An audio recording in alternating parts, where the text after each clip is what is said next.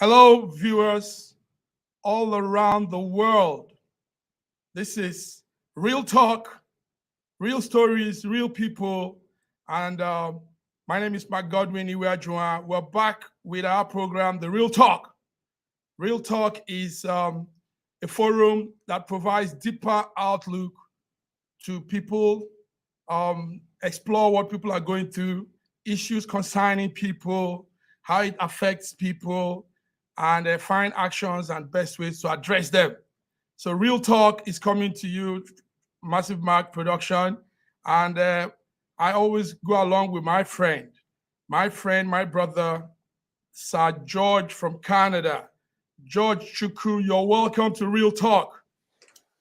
Oh, well, thank you so much, Massive Mac, and welcome viewers from around the world.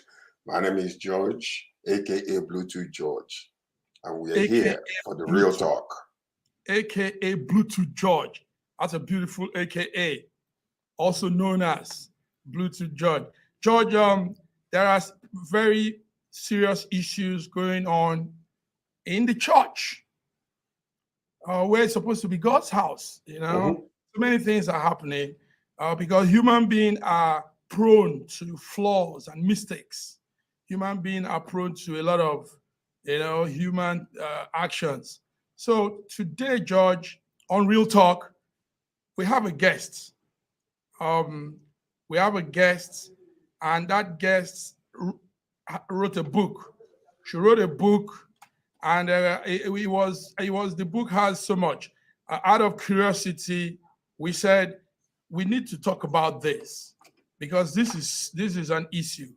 George, what will you say? I guess you saw a glimpse of the book by Stephanie Otobo. Did you see that cover? Yes, I saw the book by Stephanie Otobo, Under the Apostle's Spell, and it's a very touching story from what I have heard already, and having looked into her background and things that I have heard. It is a very touching story, and it is one of those things that affect our communities, especially in the Christendom, whereby people abuse their power, their authority, and what God has given to them, they misuse it in ways that are not acceptable, neither to the public, nor to the community at large, or to the Christian community. So many people have been victims of this type of situation. Many die in silence. But here we are today. We have Stephanie Otobo on Real Talk to talk about the book that is called Under the Apostle's Spell.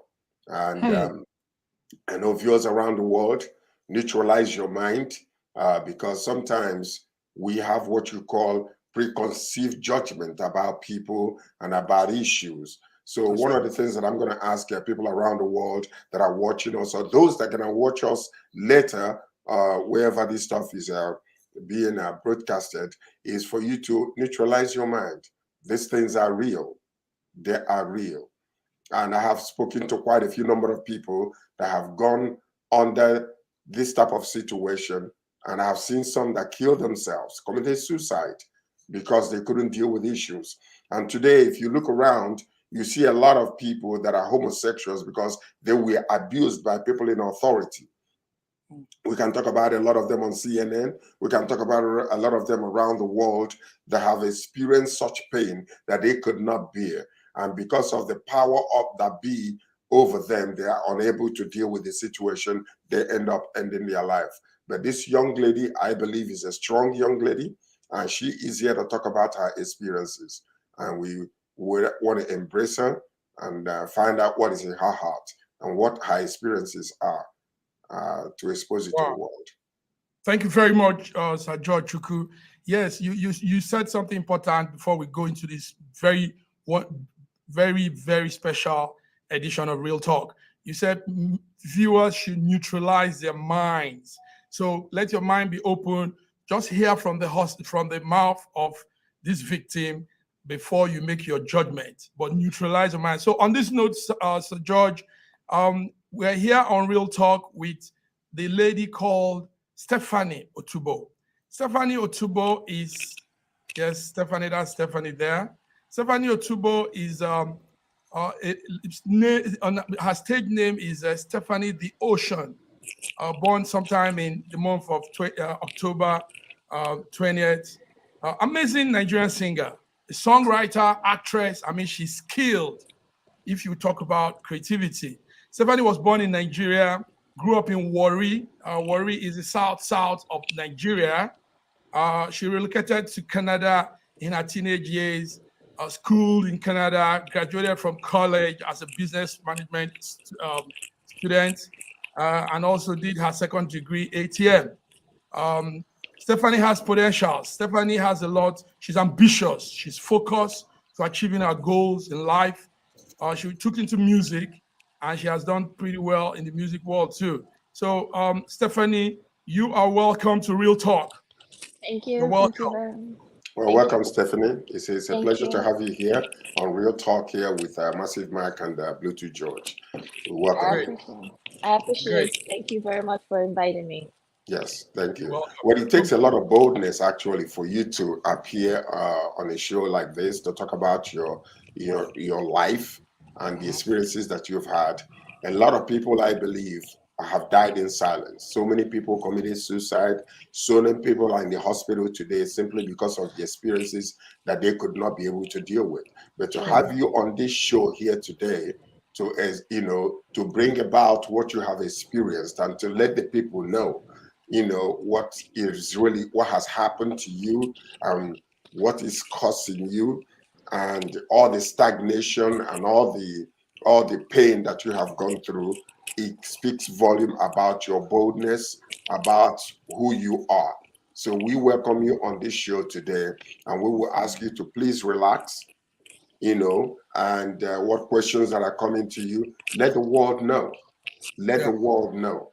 Because in the dark, there are so many things that are going on. And I am Yes. quite sure that a lot of viewers have experienced what you have experienced. And many of Exactly. them do not know how to deal with it.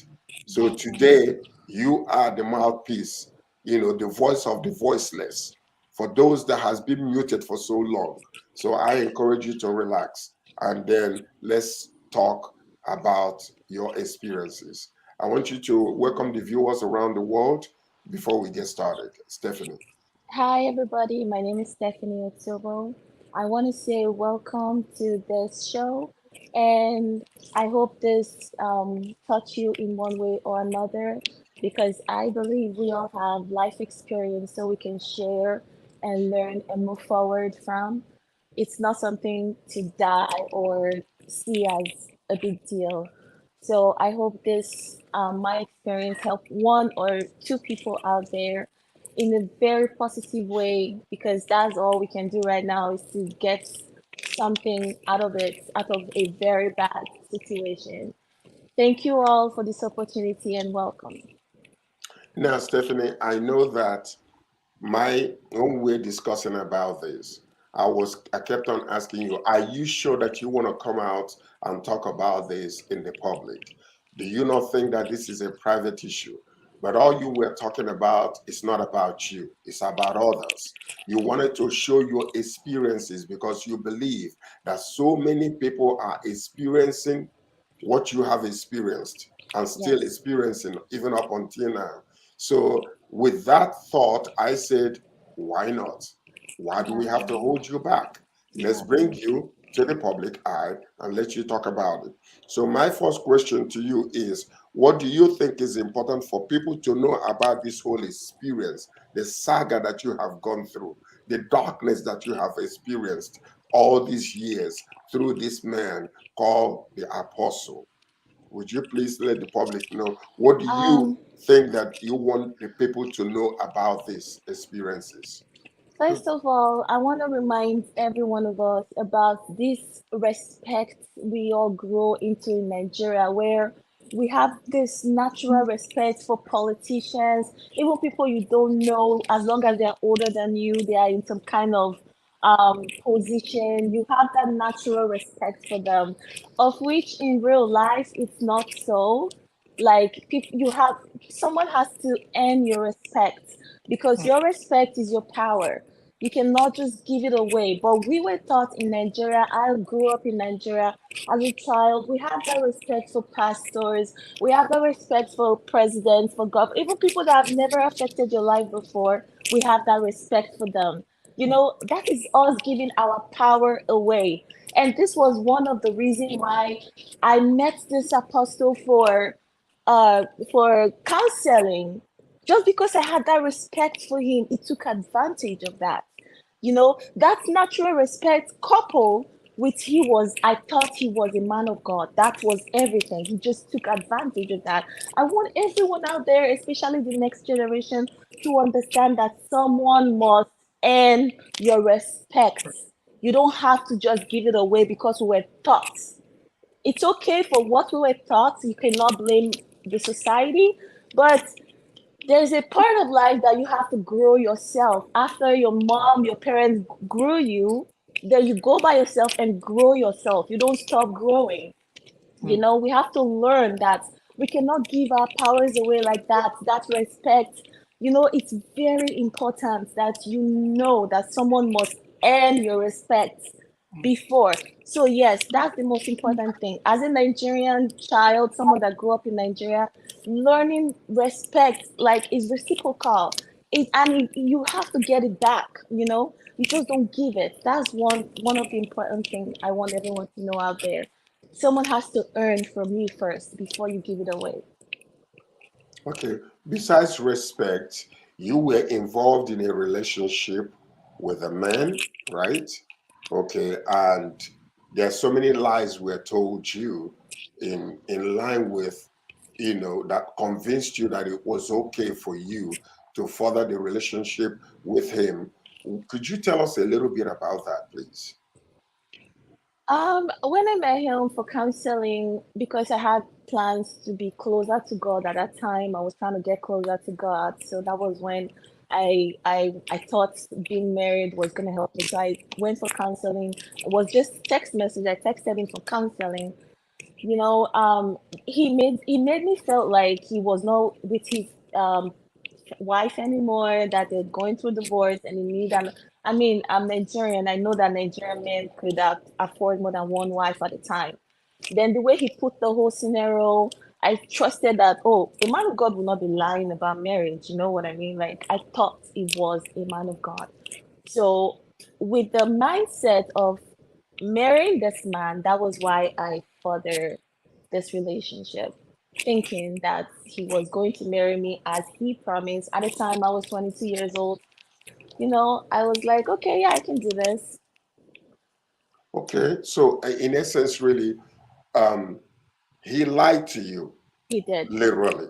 He was still with his wife, but he told you that they were separating, and the marriage was on the rocks, that he is promising to come to you now after the divorce. Is that right? Yes. Okay. So now, along the way, you had, you kept on with him. Did you not have any opportunity to discover that the wife was still around, or was the lies kept on, being stacked up, or what? Yes, What was the? the lies was piling up at the same time. It had like situations was coming up, like, okay, even if I want to question him, I don't even know when next I'm gonna see him. Like, you're scared, you're manipulated. He manipulates me a lot. Like, he tells me things like, oh, his ex-girlfriend stabbed herself because she was thinking of leaving him. Like, he tells me things about people killing themselves. So most of the time I was distracted with thoughts of like the thoughts he puts me, you know.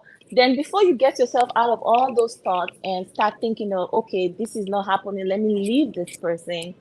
I didn't get to that part until he arrested me, because that was when I actually said, never again, I am actually done. And that was when he arrested me.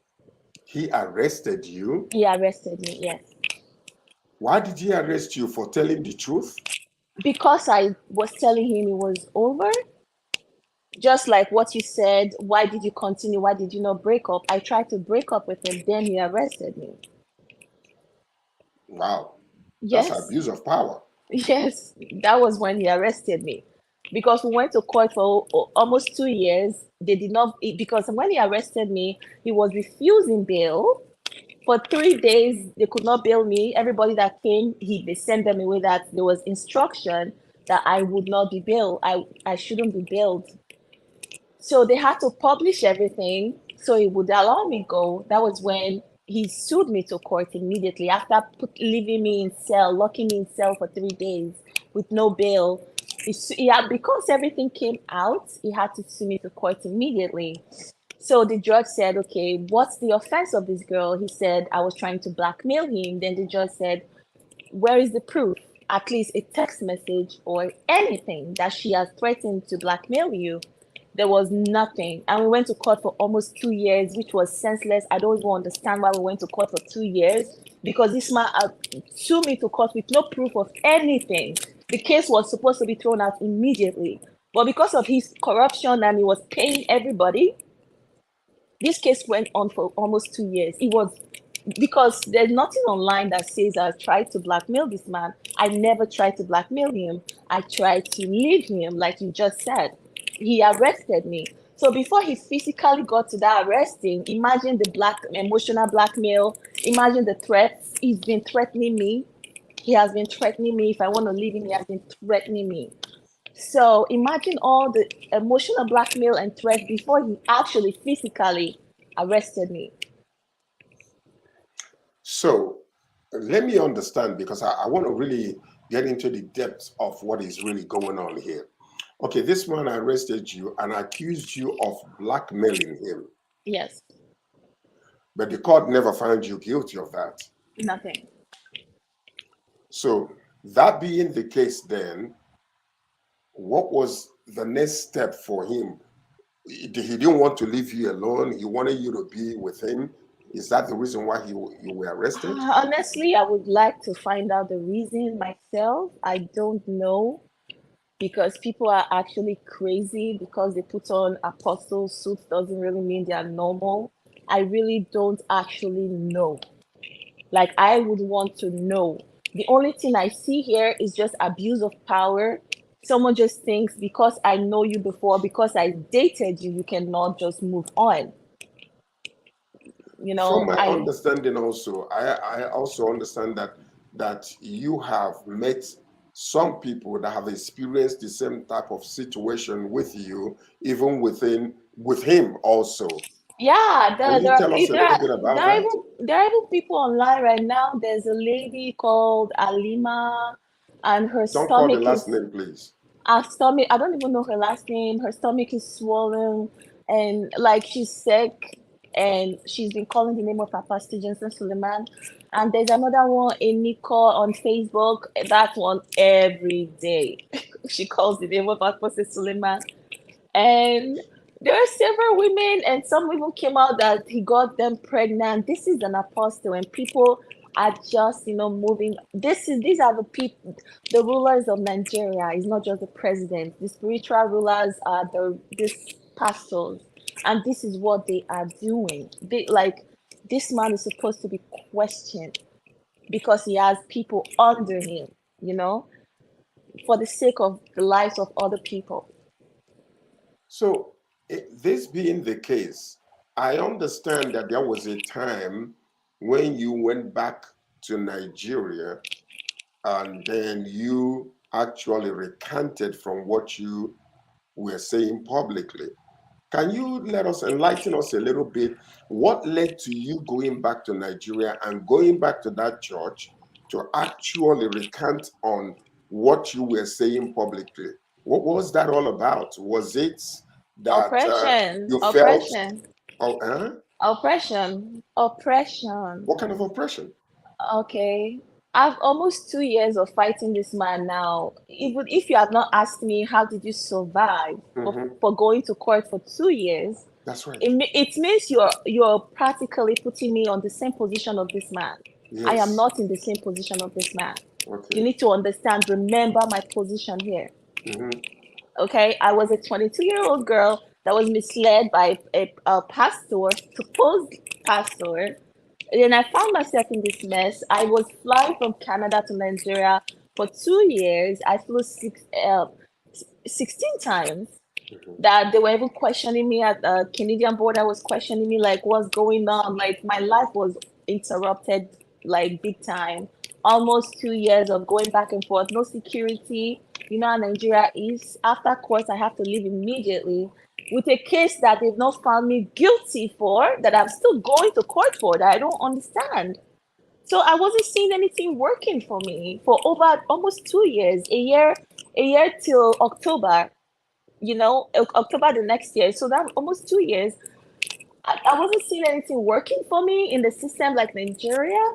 And after every court, Suleiman sent someone to approach me for settlements that, oh, this court will never favor you. After we go through this court, I will transfer your case from there to somewhere else. And he did. As soon as I heard my case was transferred from Lagos to local, somewhere really, really far that I know that I will never go. So I had to listen to the person he sent to us called Frank Shaibu. There was this man that works with Apostle Johnson Suleiman called Frank Shaibu. He was the one that approached us. Every after court, he would approach us and he would let us know that you guys aren't going nowhere with this thing. And really, after over a year, almost 2 years, don't forget my position. Like, don't think of me as him. I am not the same. I don't have that money. I've not stolen like that. I've not lied to people like that as he has done and get all these things. Remember my position here. I couldn't go further. I was done. I was exhausted emotionally, financially. Everything was, I was just like, you know what, whatever want to happen at this point. Since the judge was supposed to make a decision after a year, you didn't find me guilty of anything. That is Wow. supposed to be the question, not why did you go to the church? Like, why did you go to court for almost 2 years? That should be the question here.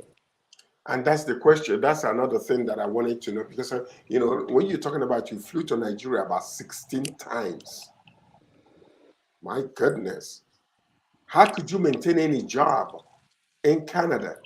I The couldn't pain work. that you were going through as a young lady, Everything. 22 years old, you know? So I know that if people are listening, people wants to know your heart because when we were discussing about this, I had to ask you some hard questions, which was, I discovered actually that you are a very philanthropic individual. You want to give, you want to create an avenue to help people that have gone through the same experiences as you. I want you to talk about how this experience has affected you as an individual, not only psychologically, not only emotionally, not only financially, not your whole entire well-being. Because it doesn't matter what people are thinking. It doesn't matter what I think. It doesn't matter what Mark thinks. It doesn't matter what anybody thinks. You are the one that is wearing these Indian moccasins. And until we walk in your shoe, nobody should pass judgment. Please, can you tell us what you really experienced? Because I'm sitting here listening to you, and I'm imagining me at this particular time in my life, if I had a case in Nigeria where I have to fly to Nigeria 4 times only, I know what effect it will have on me. Therefore, the experiences that you went through, just share with us psychological, emotional, even physically and mentally and financially, because I can imagine that it's not easy for you. Yes, it has not been easy, especially because when I met this man, I trusted him. I trusted him with my heart and everything, even my life. So, and when people collect your everything like that and they betray you, throw you outside and arrest you, it's just, I don't know the feelings, how to describe it. That's just, and because I mean, for example, if I offended him, I was expecting as a older person, you know how to beat a child. Okay, you can stop payments, you can stop this, but not physically embarrassment and you know what I mean, arresting and lying that you've never met me before, shame and those kind of things.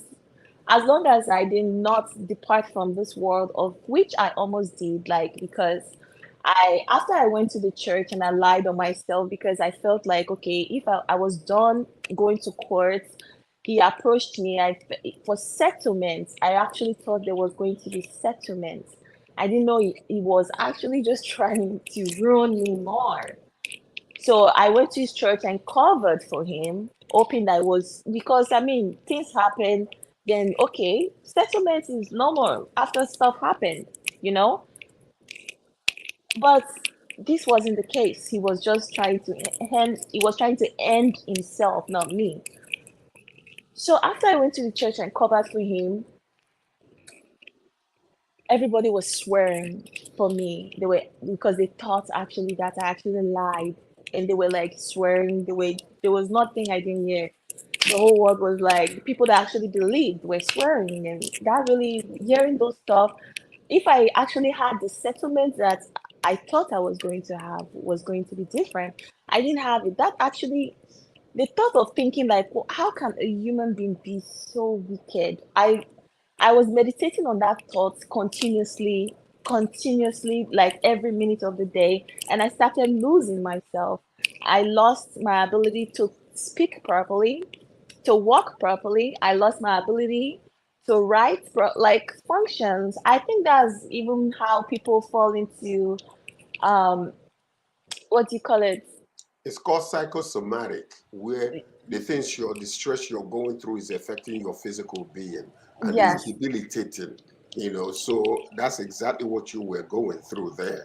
No, I know you spoke about suicide if you when I was Yeah. talking to you, Yes. because there are Yes. so many people watching this thing that will see this that are actually going through what you are going through and might be thinking about ending their life. I want you to quickly speak to them directly right now before we go on a break, please.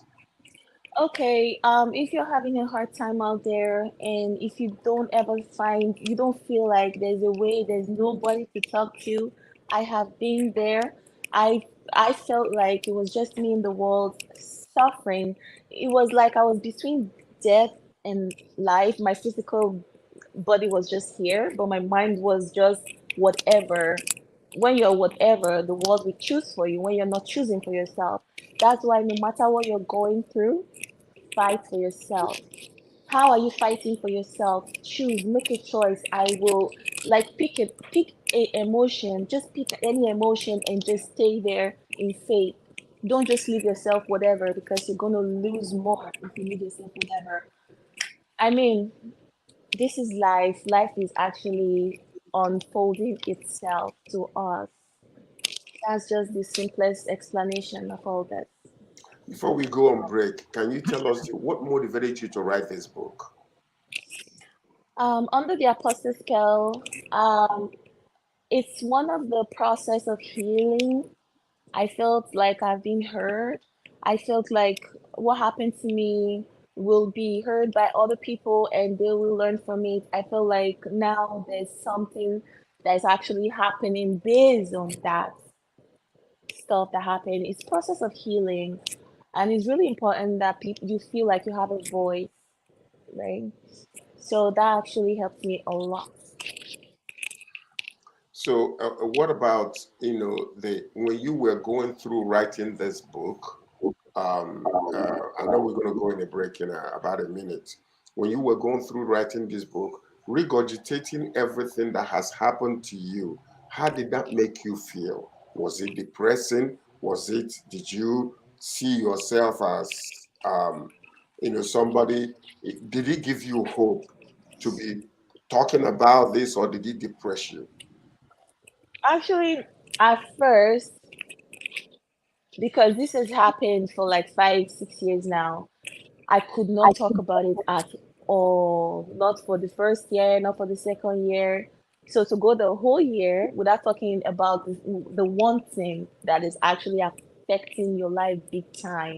I went through a couple of years without being able to talk about it until this year, meaning that if 5 years ago I met a writer, I would not be able to write this book. It means that 2 years ago I would not be able to write this book. But this year, because of my personal work that I've been doing for myself by faith, I've been able to talk about it, and it's a lot easier for me now after talking about it. During where I was talking about it, the emotion was a lot, like it came on a lot because you have to relieve this thing. But I knew that that was the last time I was ever going to deal with it that much. So, and I know that it's a solution, not a problem, even if it hurts.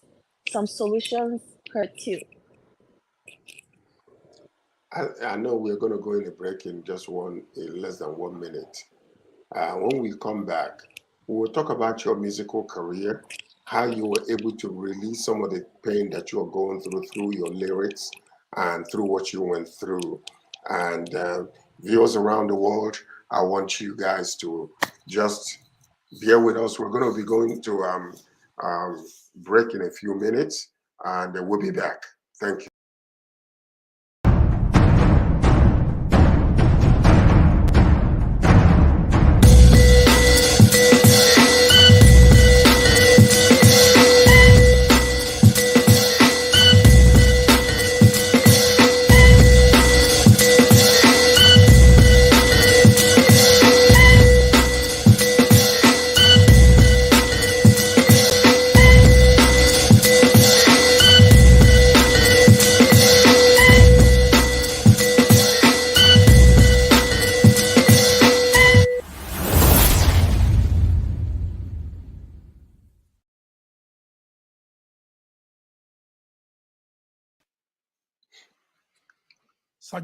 Yes, Sir George, that was beautiful. You took those that segment very, very well. Getting to know the background of all this. She went through a lot. She went through a lot, and we're happy she was able to come out of it and get better. Yes, we come out of it and get better. So we're going to listen to more of the situation.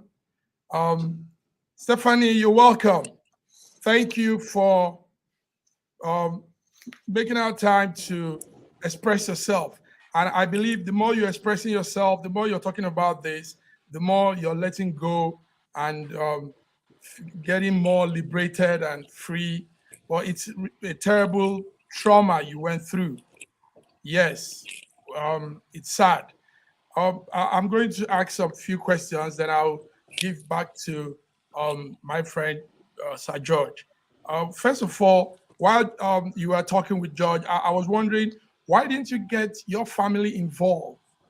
Why didn't you get external uh, people? I mean, your family, or even run to another pastor, like they call them, another bishop or whatever. I mean, there are lots of them in Nigeria. Why didn't you bring in other other pressure Because they groups? are all the same. They are all the same. They are all the same. Mm. Suleiman has one kind of effect on people, like, Nigeria, they don't want to have problems with one person because of one person. That's only because they are not real. You're assuming I can go meet a pastor and they'll call us, sit down and want to find out the truth. Mhm. They are all the same. They are all liars. They are all the same. So none of them has actually thought about doing the right thing. You And know when why? I want to ask for help, they Mhm. all talk about, I don't want to have problem with him. But if you're trying to talk to someone about the truth, why are you thinking about problems? Okay, You because understand, right? why I said this is I don't know their names again, but there was a case like this, and the young lady came out and said that when she was little, the pastor used to defile her. The pastor used to sleep with her, and she was pretty little.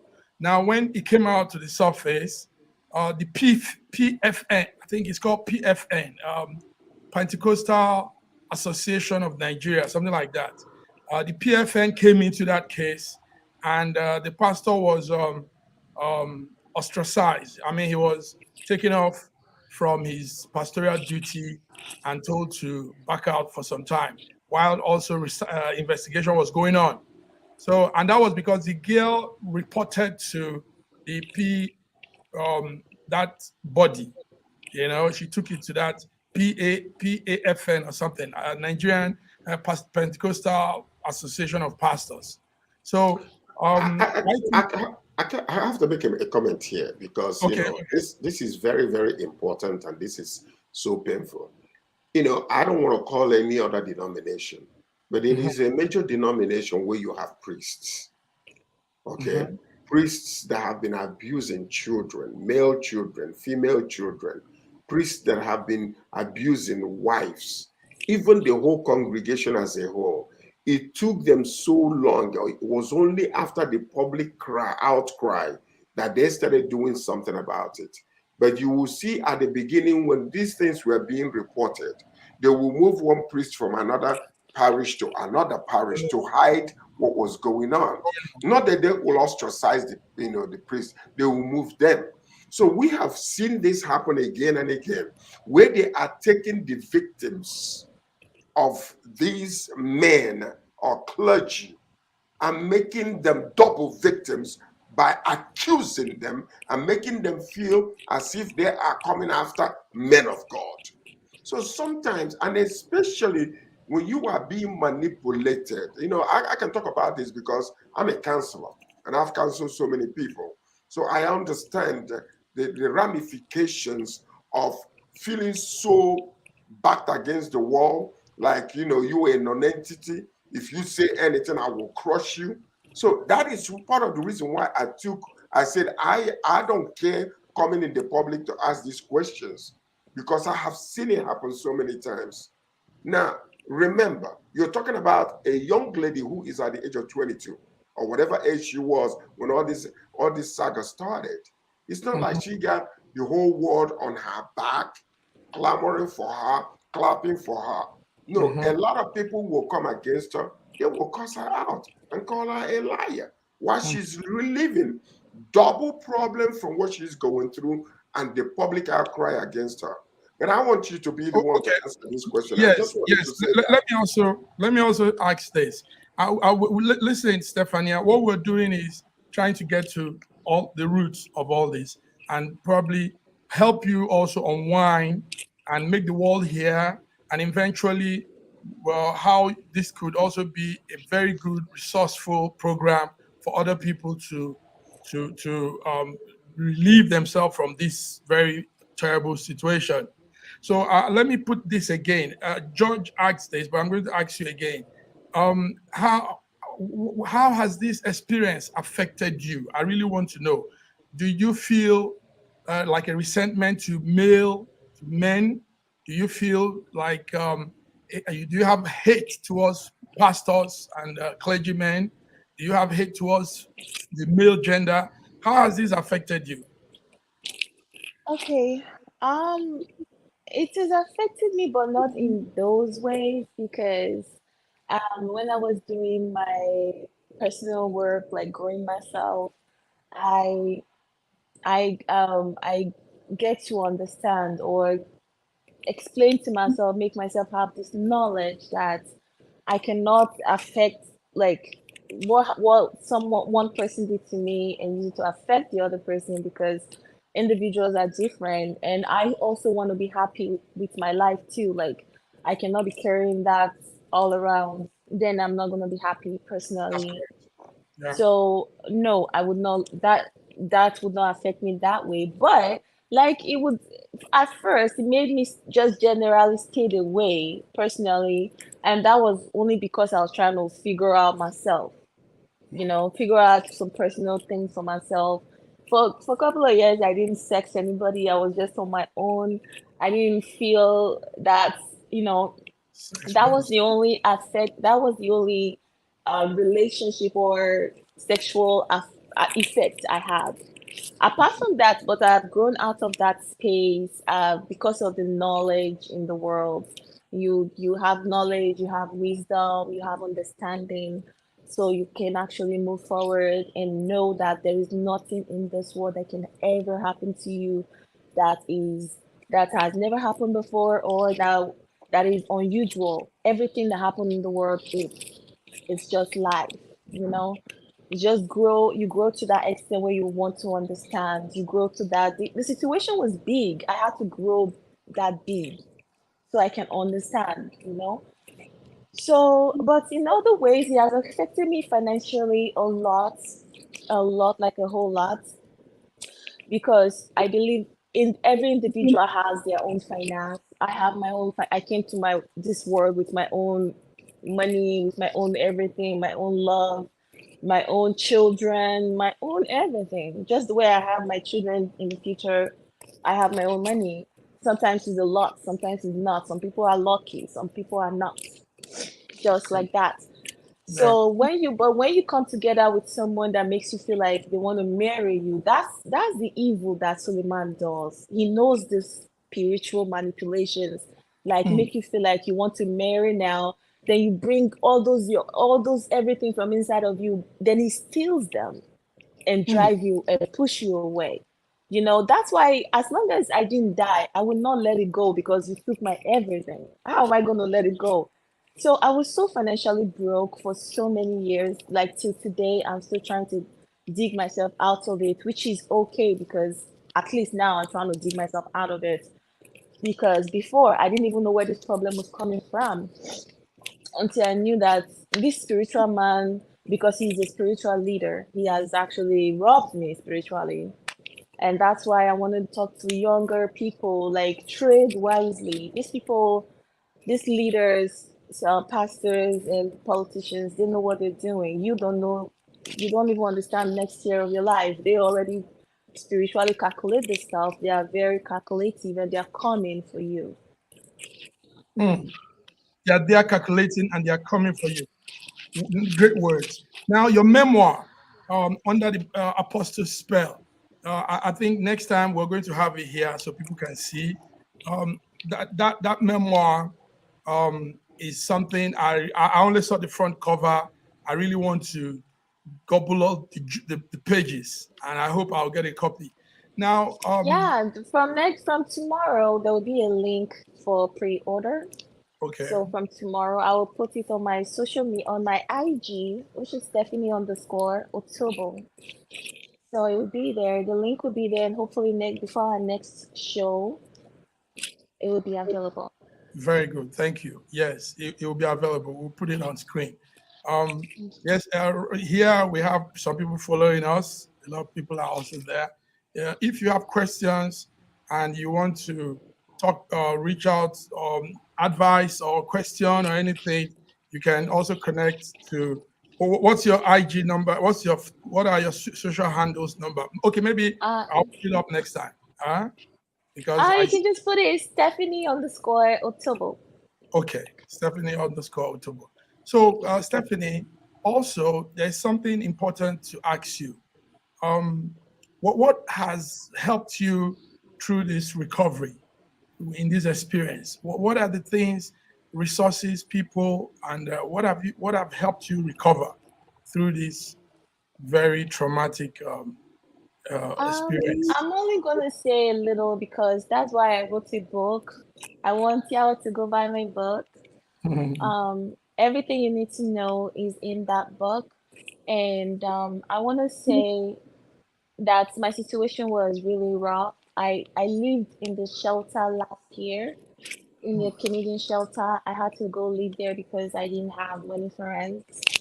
And that helps me, even if it sounds like a bad situation, but I didn't have anything and there was something. So that helped me. Okay, And writing the book helped. So please buy my book so you can know more. I wrote in details how I actually lived on a daily to get by. So I would really love if you guys bought my book. Thank you. Well, I have okay, a question for you. There go was ahead. something that you mentioned regarding when you were in Nigeria and an experience that you encountered when your life was nearly ended. Yes. And you were in a clinic or in a hospital or some doing a surgery, and Mm-hmm. you had some experience that nearly ended your life. Could you expound on it a little bit and let the public know? Because this is something that that everybody needs to know. And while so many people have disappeared and there is no accountability in our country regarding their lives, can you expound on it a little bit? Tell us a little bit about that experience. Okay, so I went to Nigeria for my own personal cosmetic stuff. And at the time, there was COVID just hit Canada. Nobody was doing all that. But Nigeria, they were doing. So I called. So I called this doctor in Abuja called Dr. Malu from Wuse 2. So he spoke to me, I consulted him and everything was okay, gave me a date. I flew to Nigeria and I didn't know that he already contacted Suleiman. As soon as he heard my name, Stephanie Otobo, he put one, two, and two together and he contacted Suleiman. I didn't know that. And I went for the surgery and everything. As soon as I woke up, the whole thing was just so crazy. The nurse that was looking after me, she didn't know I was awake. She was on the phone telling someone that she has died 3 times and she came back to life. I don't know, she's an angel. She was laughing. As soon as she saw me, so she said, okay, she cut the phone and she went to call the doctor. So the doctor came and the doctor was like, "Oh yeah." So what the nurse said was on my mind. So I said when the doctor came, I said it again. I said, "So who died 3 times again and came back?" So the doctor said, "Yeah, you did. We thought we lost you, but unfortunately, thank God we didn't lose you." So I'm like, okay. Then he started like the way he was acting. Then he gave me some pills. Whenever I take that pill, I feel like something was happening to me. So I've experienced it twice. So I told him, I said, I noticed whenever you're giving me this pill, I feel like I'm dying. I don't understand. And I said, oh, that's a painkiller. I have to take it. I said, I know, but I also know that there are different kinds of painkiller. If one is not working for you, you can have another one. The way he was talking to me was no compassion. It was just like, so I kept quiet. Then the next thing I said, he wants to give me more of that pills. And I started crying and saying, why are you trying to give me more of the pill I'm complaining about? And I said, why am I complaining? Because he has not injected me with this pill. I was now scared. I said, what's happening? I was asking him, what's going on? What's going on?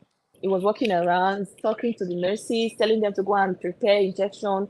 That pill, the injection of that pill that is disturbing me. He wants to give me a lot of dose. The full injection, like, is a much dose.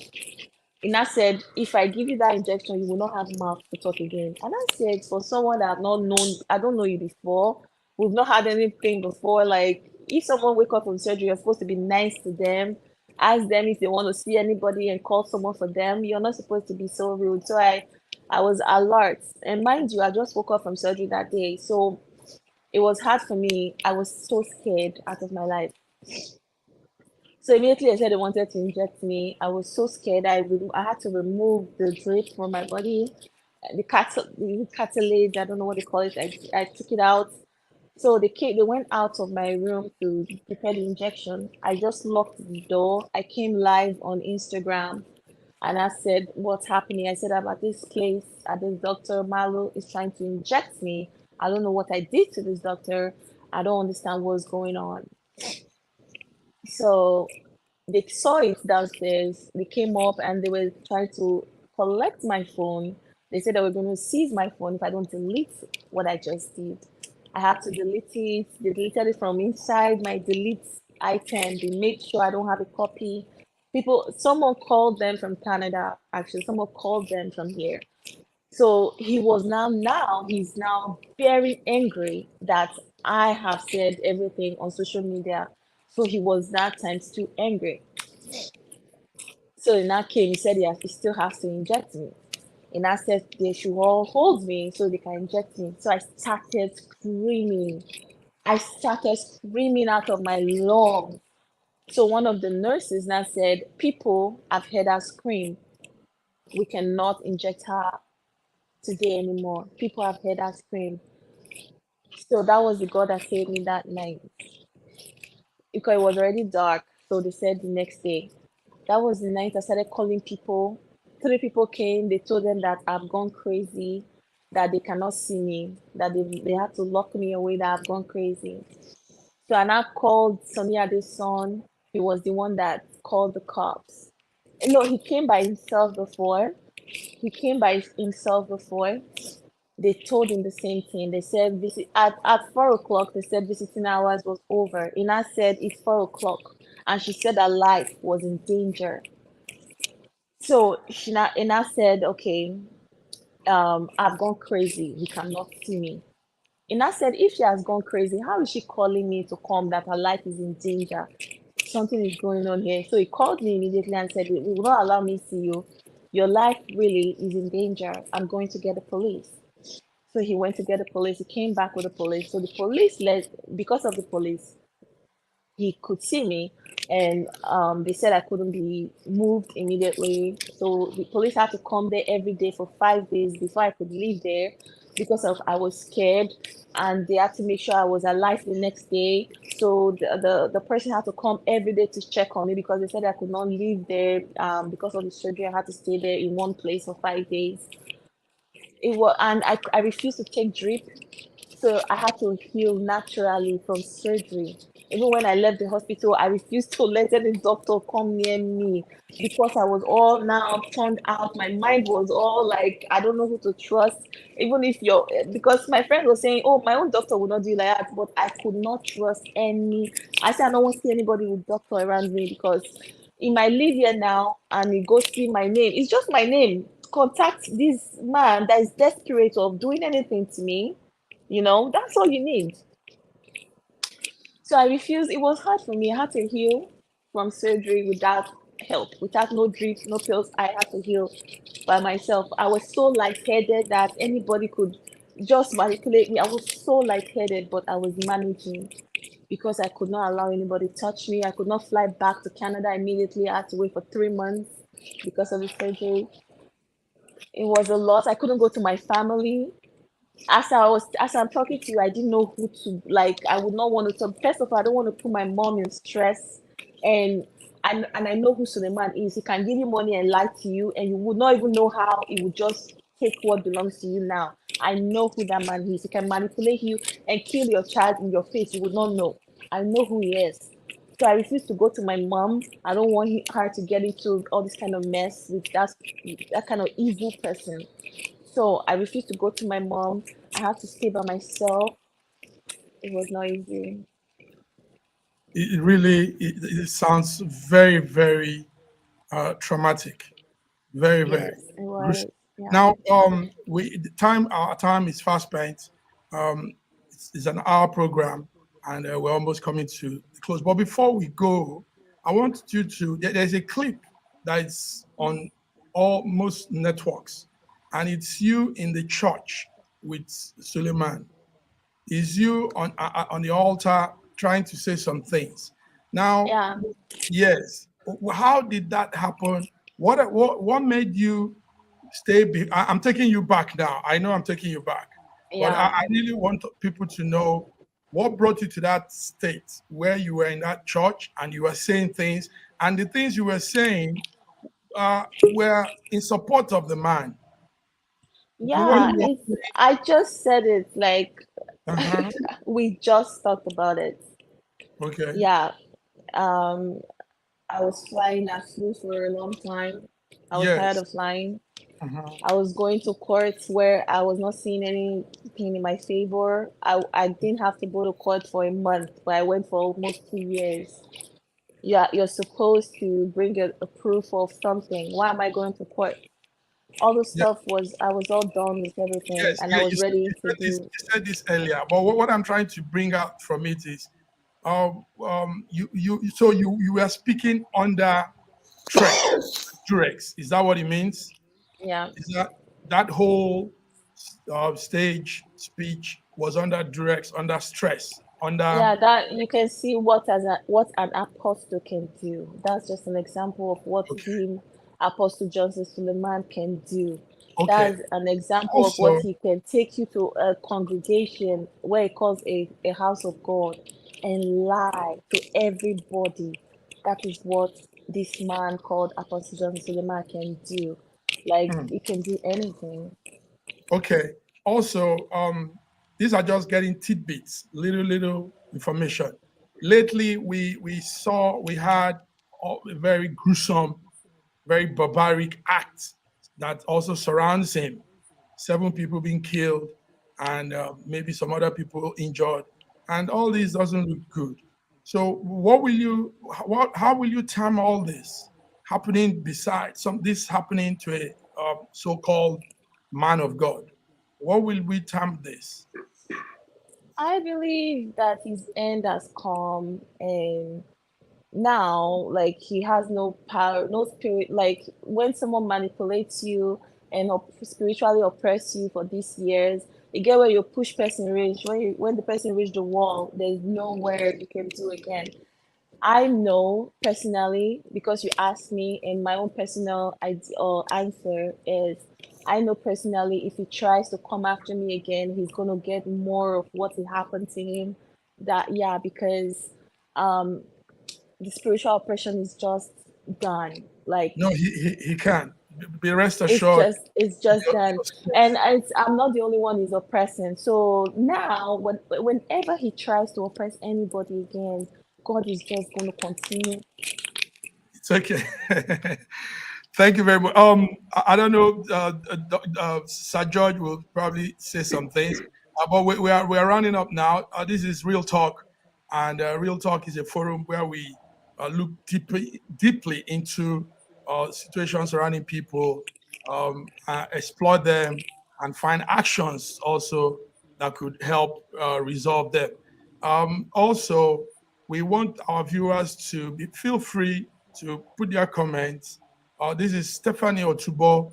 Stephanie has gone through one of the most traumatic experiences a young lady of her age will have, all in the name of love. She was looking for love, but she fell into the wrong hands for love, and it's not something we wish for anybody. Sir George, what do Yes. you want to say? It's sad. I was held spellbound listening, and I'm really taken aback. What do you have? What are you saying? Why we Well, round? I mean, I really I just want to extend my gratitude and thanksgiving to Stephanie for the boldness and the confidence to come and to let the world know what you have gone through, your heart, the pain, the suffering, and the ability to live through this trauma and to Mm. come out now. You have your musical career is going, your acting career is actually about to come out again, and then also to be able to help others that might be going through the same thing that you've gone through. And I know that you mentioned that you wanted to open up avenues of helping those, Yes, ministering to those and talking to those that yes. might be going through the I want same to talk thing. about that after the book is out there. Let's talk about that. Yes, Okay, no, beautiful. we will talk about that. So, gentlemen, diva, Stephanie, you're a diva. I call you diva Thank you. because yes, you are. Thank You're you. strong. You're resilient. You pull through. Thank you. A lot of the girls will derail and They go would have down. fizzled away. They would have Yes, fizzled yes, away a long time ago. So it that's correct. talks so volume about you, about the Yes, strong person that you are, wow, about your tenacity and your boldness and confidence. that's So correct. we encourage you to continue and Yes, continue to look forward. You have a vision yes, to help others also. others. That's So correct. and until next time, I just want to Yes, talk to the viewers around the world. Please, log in, whenever we have something like this happening or whenever we bring her back again, like mhm, Massive Mark said, yes. if you have any comments, just feel free to do it. Bring it Okay, on, that's bring correct. it Bring on. it on. I want to Bring thank it you, on. the viewers around the world. And Thank this you. is Real Talk Real talk. with Massive Step. Mark Yes, and thank you Bluetooth very Joy. much. And Thank you very much. our diva today is Stephanie Otobo. Thank you for joining us. What Thank a you, pleasure having everybody. you in our show. Thank you very Thank much. you. Thank you. So till we come your way next time again, Real Talk. Thank you all for staying tuned. Have a beautiful week. Bye-bye.